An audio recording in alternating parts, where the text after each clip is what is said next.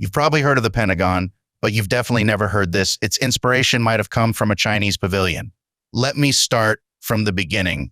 In 1941, the United States planned to build the headquarters of the Department of Defense, and the task was given to an architect named George Bergstrom. George was a professional, but he had one big problem. When his inspiration ran dry, it was as if his soul vanished. At that time, he was struggling, unable to come up with a design that could impress the military. Then he made a decision to travel to China.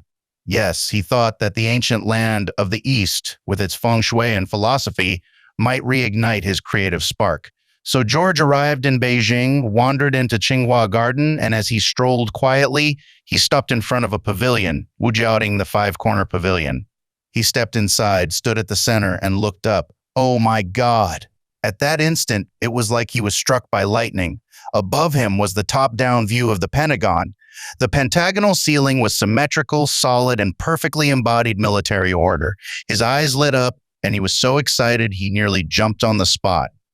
Some say he wasn't in Beijing, but in Shanghai, inside Guyi Garden's White Crane Pavilion, where he also saw a pentagonal ceiling and had the same sudden revelation. Which story is true? No one knows. But one thing is certain, when George looked up in China, he was enlightened. When he returned to the US, he immediately started sketching, thinking, "Thank you, Chinese Pavilion, for the inspiration."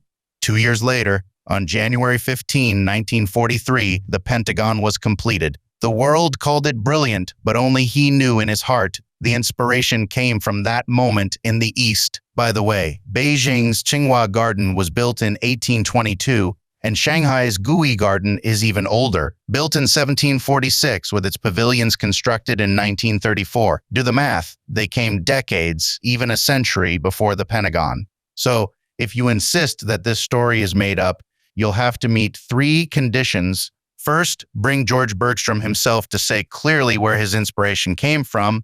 Second, prove that the Pentagon was built before 1900.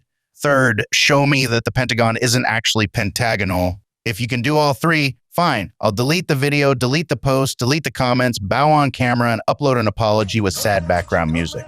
But until then, just take it as a fun story.